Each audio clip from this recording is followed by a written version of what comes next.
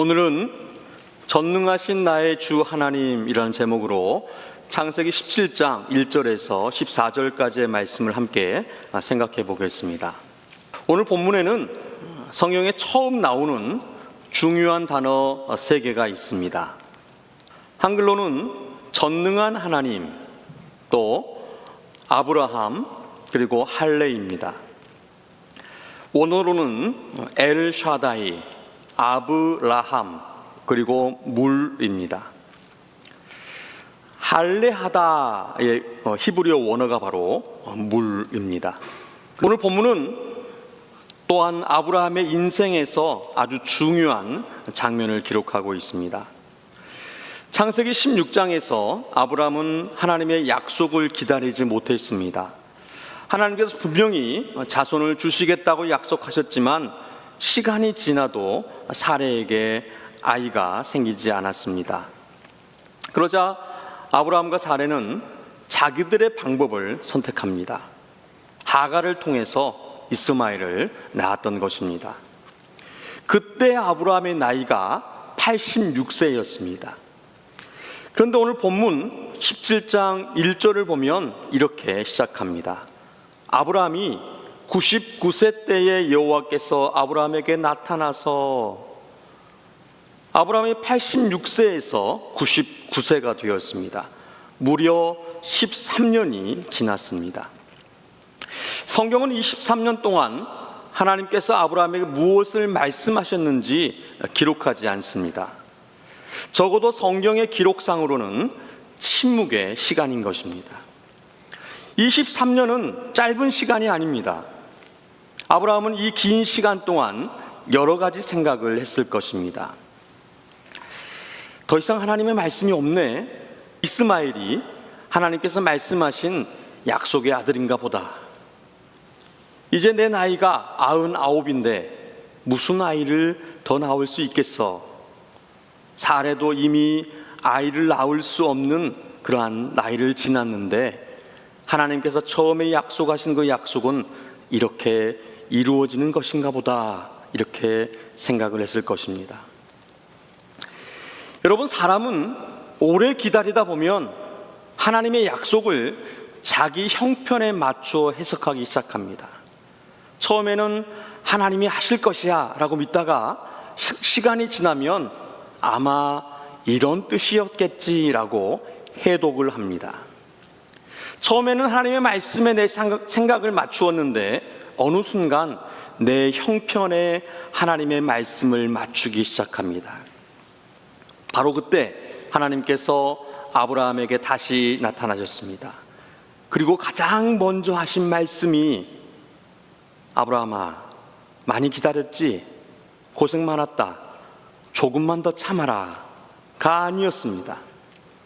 하나님께서 가장 먼저 하신 말씀은 나는 전능한 하나님이라, 나는 전능한 하나님이라, 이렇게 말씀하셨습니다. 아브라함에게 상황을 설명하지 않으셨습니다. 먼저 하나님 자신이 누구이신지를 말씀해 주셨습니다. 왜냐하면 아브라함의 진짜 문제는 그의 나이가 아니었기 때문입니다. 아내 사레의 몸이 늙었기 때문이 아니었습니다. 진짜 문제는 아브라함이 하나님의 능력을 자기 형편 안에서 계산하기 시작한 것입니다. 사람의 생각 밖에 계신 하나님을 사람의 생각 안으로 제안했습니다.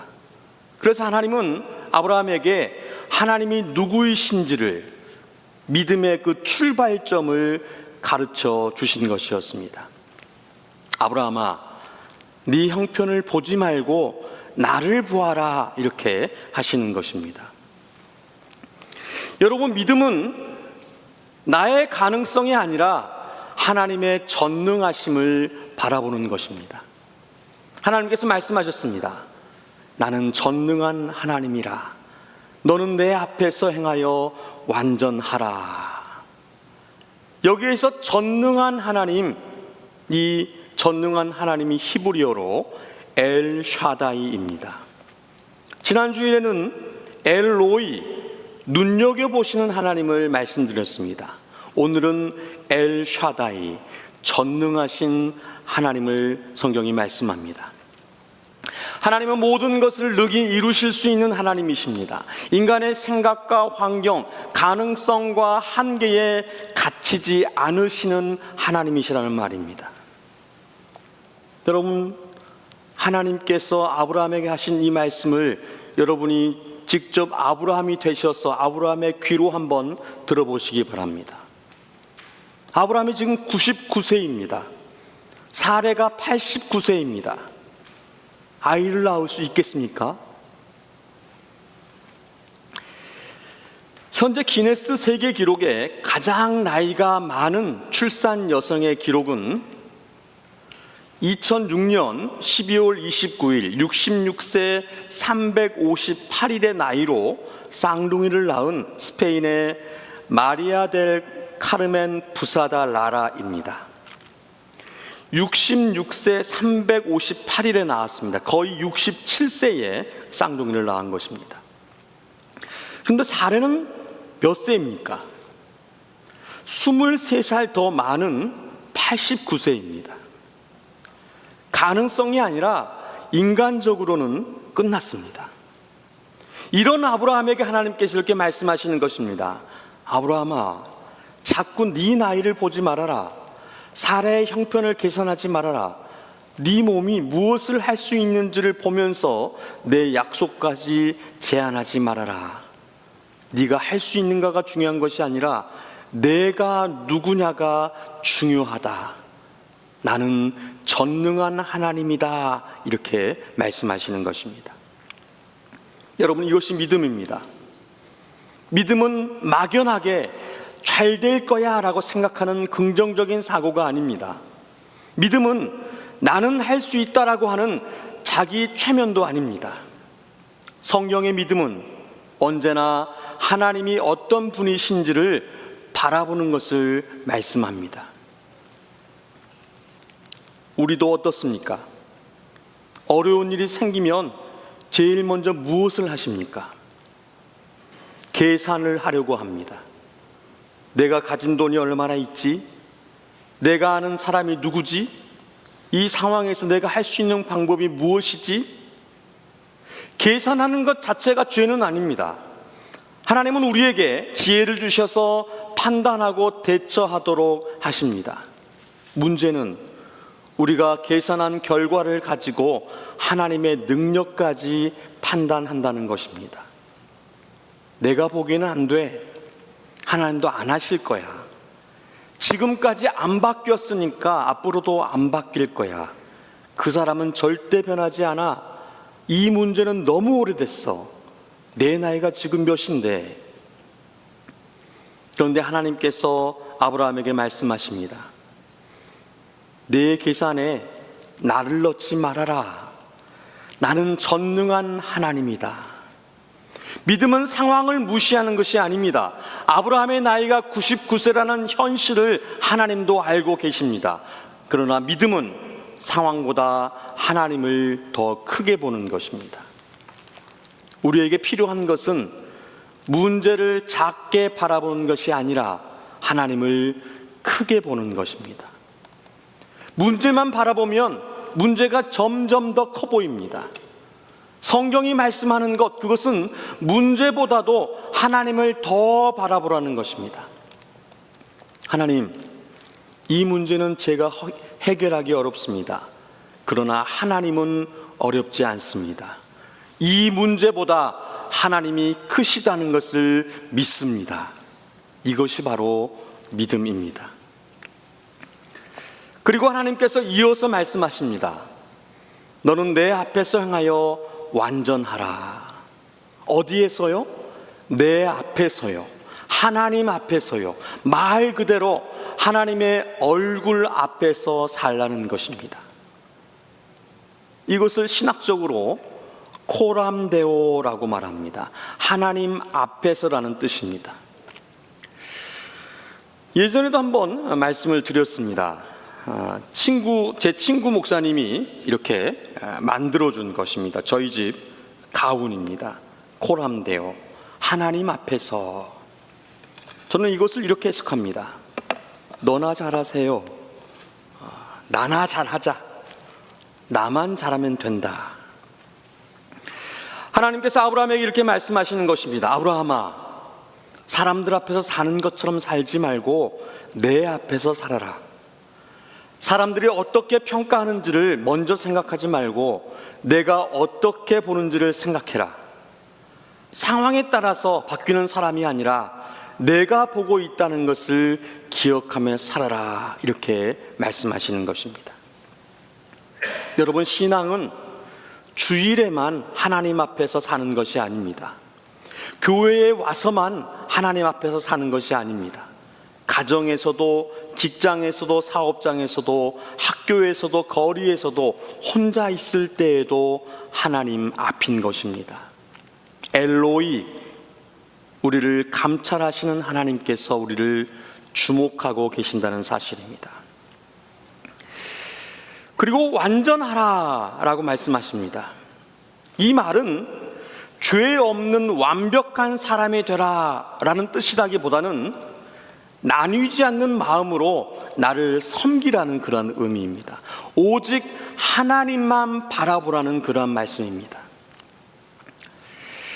지난주에 레이크뷰 언약교회에서 더 바이블 미니스트리 대표 이지웅 목사님을 모시고 말씀 집회가 있었습니다. 거기서 이 목사님께서 십자가의 1계명을 10계명의 제1계명을 설명하셨습니다.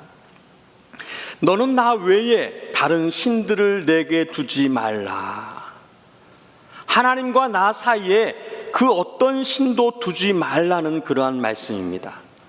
마치 어머니가 사랑하는 아들만을 바라보고 싶은 것처럼 하나님께서 나만을 바라보시는 그 사랑 사이에 그 어떤 것도 두지 말라는 말씀입니다. 오늘 본문에 너는 내 앞에서 행하여 완전하라, 이 말씀이 바로 하나님만 바라보라는 것입니다. 아브라함의 문제는 하나님을 믿었습니다. 그런데 하나님도 믿고 동시에 자기 방법도 기대하고 의지했다는 것입니다. 하나님의 약속도 붙들고 하갈도 붙들었습니다. 하나님이 하실 것을 믿습니다. 그런데 혹시 모르니까 제가 또 다른 길을 준비하겠습니다 였다는 것입니다. 우리도 얼마나 자주 이렇게 살아갑니까? 하나님을 믿지만 돈도 붙듭니다. 하나님을 믿지만 사람의 인맥도 놓지 못합니다. 하나님을 믿지만 내 지식과 경험을 더 신뢰합니다. 하나님을 믿지만 내가 세운 계획에서 하나님이 벗어나시면 불안합니다. 그런 우리에게 하나님께서 말씀하십니다. 나를 믿는다고 하면서 자꾸 다른 안전장치를 하나님처럼 붙들지 말아라. 나는 전능한 하나님이다. 너는 내 앞에서 온전히 살아라. 나만 바라보며 살아라. 이렇게 말씀하시는 것입니다. 두 번째로, 하나님의 언약은 우리의 실패보다 더 큽니다. 2절 말씀 다 함께 읽겠습니다. 내가 내 언약을 나와 너 사이에 두어 너를 크게 번성하게 하리라 하시니, 이 말씀의 주체가 누구입니까? 내가가 누구입니까? 하나님입니다. 아브라함아, 네가 잘해야 한다. 그러면 내가 언약을 너와 맺겠다가 아닙니다. 하나님께서 먼저 찾아오셨습니다. 하나님께서 먼저 말씀하셨습니다. 하나님께서 먼저 언약을 세우셨습니다. 저희들이 살펴본 창세기 15장에서 쪼갠 고기 사이를 하나님께서 홀로 지나셨습니다. 아브라함이 잘한 것이 하나도 없었습니다. 지난주일에 살펴본 창세기 16장에서도 아브라함은 실패했습니다. 하나님의 약속을 기다리지 못했습니다. 자기의 방법으로 문제를 해결했던 것입니다. 그리고 그 결과 하갈과 사레 사이에 갈등이 생겼고 가정 안에 상처가 생겼습니다. 그런데 하나님께서 13년이 지난 후에 다시 아브라함을 찾아오십니다. 아브라함이 하나님을 찾지 않았습니다. 만약 하나님의 언약이 아브라함의 성적표에 달려 있었다면 거기서 끝났어야 합니다. 아브라함, 너는 시험에서 떨어졌다. 이제 언약 취소다. 이렇게 했어야 됩니다. 그러나 하나님께서는 그렇게 하지 않으셨습니다. 다시 말씀하십니다. 내가 내 언약을 세우겠다. 이것을 좀 쉽게 풀어서 말씀드리면, 아브라함아, 네가 흔들렸다고 해서 내가 흔들리는 것은 아니다. 네가 실패했다고 해서 내 약속까지 실패한 것이 아니야. 네가 잘해서 내가 너를 붙든 것이 아니다. 네가 넘어졌다고 내가 너를 버리지 않는다. 이렇게 말씀하신 것입니다. 이것이 바로 하나님의 은혜입니다. 여러분, 우리도 신앙생활을 하다 보면 실패할 때가 있습니다. 기도하겠다고 해놓고 기도하지 못합니다. 말씀대로 살겠다고 결심하지만 또 넘어집니다. 화를 내지 않겠다고 하고 또 화를 냅니다. 걱정하지 않겠다고 하면서 또 다시 걱정합니다. 그러면 우리는 어느 순간 이런 생각을 합니다. 내가 이래서 무슨 그리스도인이야? 하나님도 나에게 실망하셨을 거야. 물론 죄를 가볍게 생각하면 안 됩니다. 그러나 우리의 구원이 우리의 완벽함에 달려 있다면 아무도 구원받을 수가 없습니다. 우리를 붙들고 있는 것은 우리의 신실함보다 하나님의 신실하심입니다. 우리가 하나님을 얼마나 꽉 붙들고 있느냐가 아니라 하나님께서 우리를 얼마나 단단히 붙들고 계시는가, 이것이 바로 구원이고 하나님의 은혜이고 약속이라는 사실입니다. 우리는 이것을 기억해야 합니다. 우리는 이것을 믿어야 합니다. 이 믿음의 행위가 무엇입니까? 3절 말씀입니다. 다 함께 읽겠습니다. 아브라함이 엎드렸더니 하나님이 또 그에게 말씀하여 이르시되, 아브라함이 어떻게 했습니까? 하나님 앞에 엎드렸습니다. 이 원어의 의미는 얼굴을 땅에 대고 엎드리다, 또 경배하다, 예배드리다 라는 뜻을 담고 있습니다. 자녀가 무엇인가를 잘못했습니다. 부모로서 가르치는데 고개를 꼿꼿이 들고 눈을 부릅뜨고 대듭니다. 잘못을 인정하지 않고 계속 변명을 합니다. 그리고 자리를 박차고 나가버립니다. 심정이 어떻겠습니까? 물론 그렇다고 자녀를 미워하는 부모는 없습니다. 하지만 부모와 자녀 사이의 관계는 순종할 때에 더 아름답고 의미가 있는 것입니다. 아브라함은 변명하지 않았습니다. 하나님, 그때는 사례가 먼저 그렇게 하자고 했습니다. 너무 오래 기다려서 지쳐서 그랬습니다. 이스마엘도 괜찮지 않습니까? 아닙니다. 아브라함은 아무 말 없이 엎드렸습니다. 은혜를 제대로 아는 사람은 그 사람의 첫째 반응은 변명이 아니라 엎드림입니다. 우리는 하나님의 은혜 앞에서 할 말이 없는 사람들입니다. 하나님, 그래도 제가 이것은 잘했잖아요 가 아니라, 하나님, 저 같은 사람을 왜 아직도 붙들고 계십니까? 라고 해야 하는 것입니다. 이제 하나님께서 이름을 바꾸십니다. 4절과 5절 말씀 다 함께 읽겠습니다. 보라, 내 언약이 너와 함께 있으니 너는 여러 민족의 아버지가 될지라. 이제 후로는 내 이름을 아브라함이라 하지 아니하고 아브라함이라 하리니 이는 내가 너를 여러 민족의 아버지가 되게 함이니라. 아멘. 아브라함이 아브라함으로 바뀝니다. 본문의 설명대로 이제 그는 여러 민족의 아버지라는 이름을 가지게 되었습니다. 재미있는 것은 이때 아직 이삭이 태어나지 않았다는 것입니다. 아직 약속의 아들이 없습니다. 그런데 하나님은 벌써 그의 이름을 아브라함, 여러 민족의 아버지로 바꾸신 것입니다. 여러분 한번 상상해 보시기 바랍니다. 아브라함이 사람을 만나면 인사를 하고 자기소개를 할 것입니다. 안녕하세요. 제 이름은 아브라함입니다. 상대가 묻습니다. 그게 무슨 뜻입니까?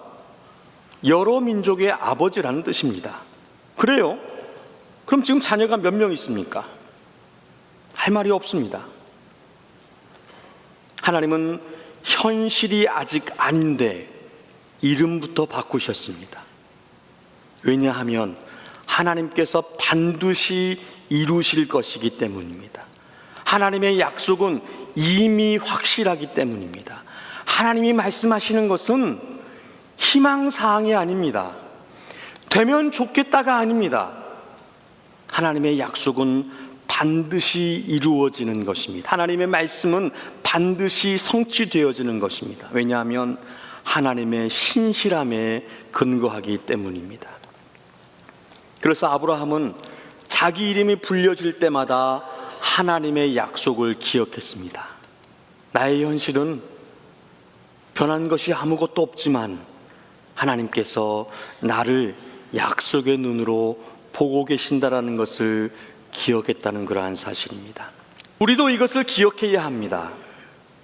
지금 내 눈에 결과가 보이지 않는다고 하나님이 일하시지 않는 것이 아닙니다. 자녀를 위해 오랫동안 기도했지만 아직 달라진 것이 없어 보일 수 있습니다. 가족의 구원을 위해서 수년간 기도했지만 아무 변화가 없는 것처럼 보일 수 있습니다. 내 인생의 문제를 위해서 여러 번 기도했지만 여전할 수 있습니다. 하지만 우리는 결과만을 바라보아서는 안 됩니다. 우리는 하나님의 약속을 신뢰하면서 과정을 통해 하나님의 사람으로 빚어가시는, 우리가 기대하는 결과보다 더 큰 것을 이루시는 하나님을 바라보아야 하는 것입니다. 하나님께서 하실 일을 우리가 대신하려고 하면 결국 창세기 16장의 하갈과 같은 일을 만들어낼 수가 있습니다. 조급함은 자꾸 하나님이 하시는 일을 내가 대신하려고 하는 것입니다. 오늘 보면 6절에서 8절까지 하나님은 반복해서 말씀을 하십니다. 내가 너로 심히 번성하게 하리니 내가 내 언약을 세우리라. 내가 너와 내 후손에게 가나안 땅을 주리라. 나는 그들의 하나님이 되리라. 하나님께서 하시겠다고 하십니다. 그러므로 실패했을 때에 하나님에게서 도망가지 마십시오. 오히려 하나님께 더 가까이 나아가십시오. 죄를 숨기면 멀어집니다. 죄를 가지고 하나님께 나아오면, 그 앞에 엎드리면 은혜를 경험하게 되어집니다.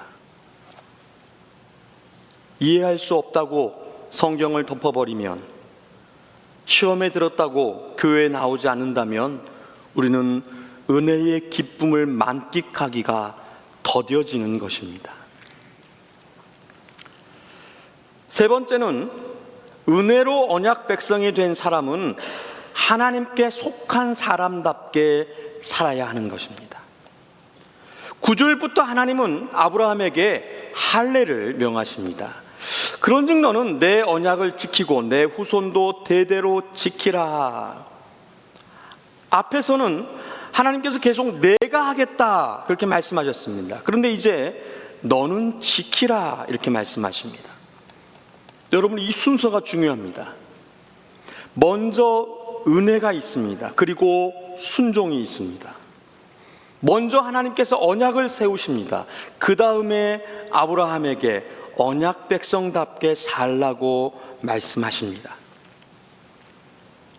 여러분, 우리가 순종하기 때문에 하나님의 백성이 되는 것이 아닙니다. 하나님의 백성이 되었기 때문에 순종하는 것입니다. 이 순서를 바꾸면 우리의 신앙은 율법주의가 됩니다. 내가 잘하면 하나님이 사랑하실 거야. 헌금 많이 하면 하나님의 복 주실 거야. 기도 열심히 하면 하나님이 나를 더 좋아하실 거야. 아닙니다. 성경은 분명하게 계속해서 말씀합니다. 하나님께서 이미 너를 사랑하셨다. 그러므로 그 사랑을 받은 사람답게 살아야 하는 것이다. 이것을 말씀합니다. 아내가 남편이 설거지를 하면 남편으로 인정합니까? 이미 결혼을 통해서 서약으로, 선포로 남편과 아내로 인정하고 부부가 되었습니다. 설거지를 하지 않는다고 부부 관계가 깨지는 것이 아닙니다. 이미 남편으로서 아내를 사랑하기 때문에 설거지를 하는 것입니다. 오늘부터 설거지로 아내를 사랑하는 남편임을 증명하시기를 축복합니다.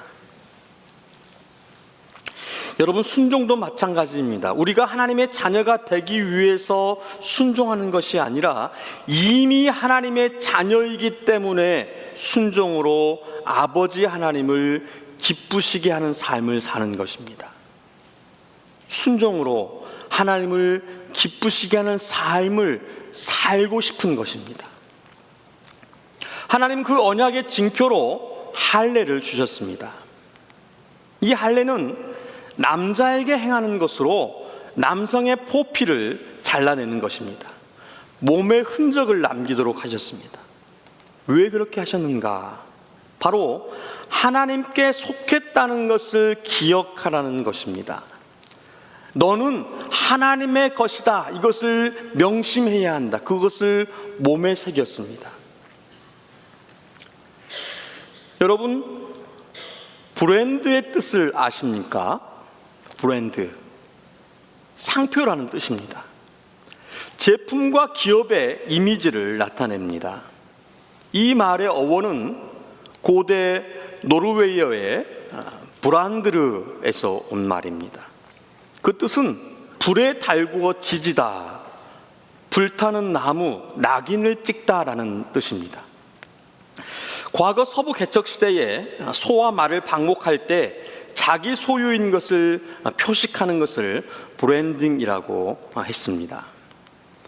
불에 달군 쇠 도장을 짐승의 피부에 새겼습니다.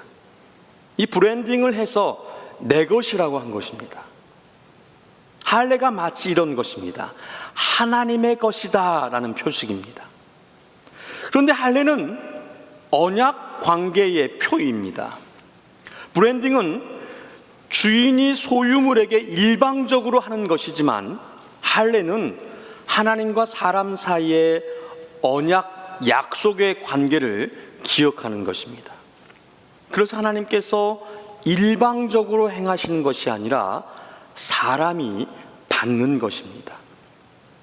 오늘 본문도 지키라, 받으라 이렇게 말씀합니다. 예레미야 4장 4절에도 너희는 스스로 할례를 행하여, 너희는 스스로 할례를 행하여라고 말씀합니다. 내가 스스로 하나님의 것임을 표식하는 것이며 고백하고 기억하는 것입니다. 그렇다면 왜 할례일까? 앞에서 말씀드린 것처럼 성경에서 할례가 처음 나온 것이 바로 오늘 보면 창세기 17장입니다. 하나님과 아브라함과의 그 언약의 핵심 약속이 바로 후손입니다. 이 후손이 네 능력으로 되어진 것이 아니라 네 생명의 근원도 후손도 모두 하나님의 언약 아래에 있다는 것입니다.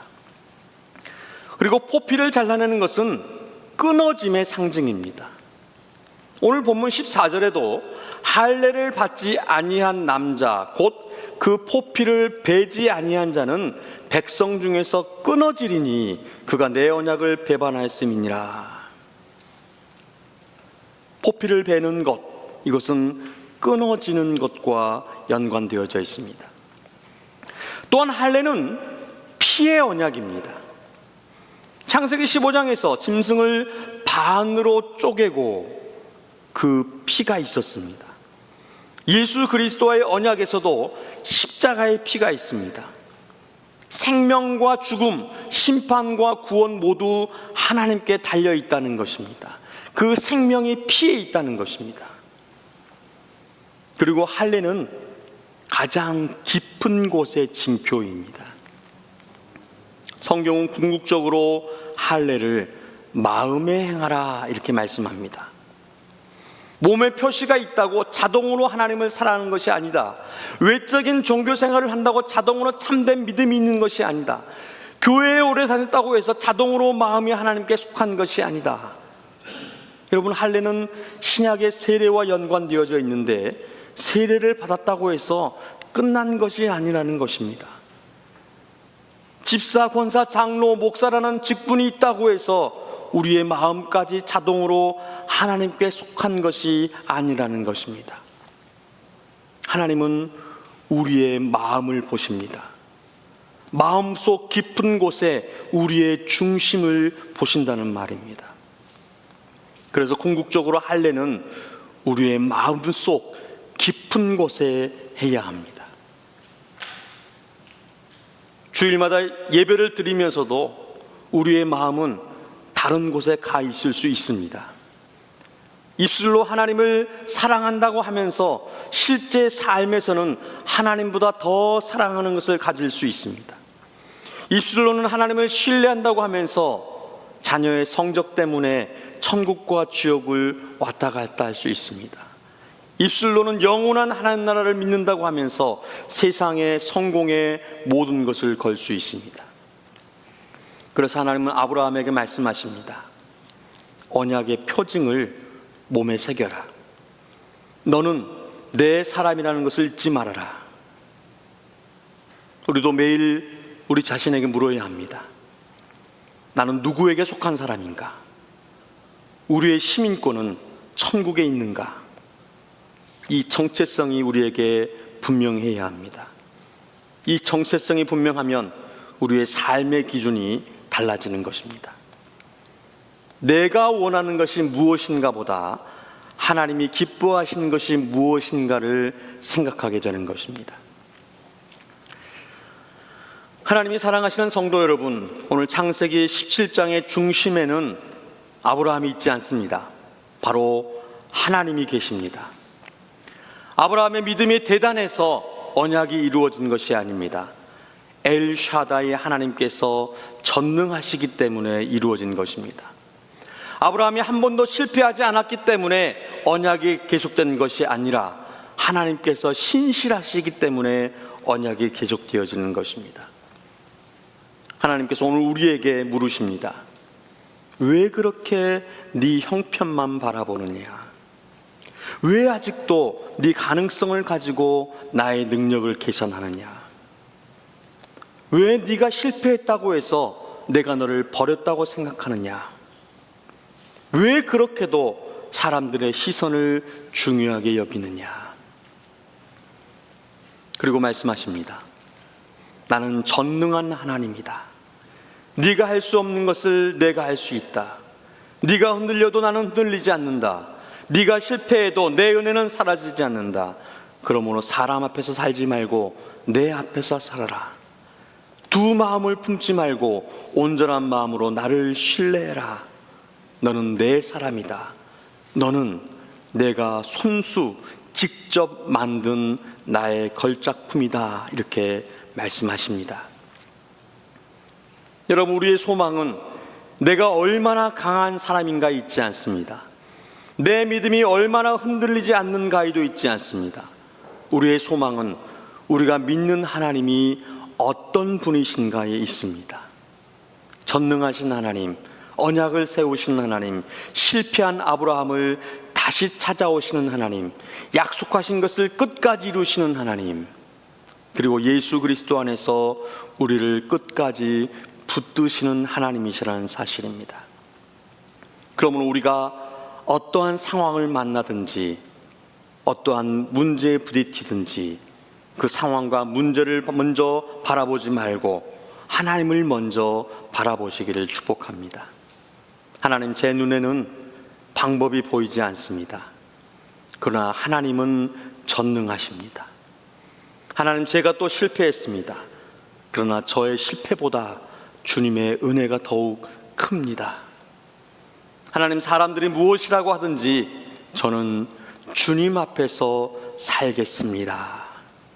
이 고백이 우리의 고백이 되기를 소원합니다. 전능하신 하나님 앞에서 그분의 은혜를 믿고 그분께 속한 사람답게 살아가는 우리 모두가 되기를 주님의 이름으로 축원드립니다.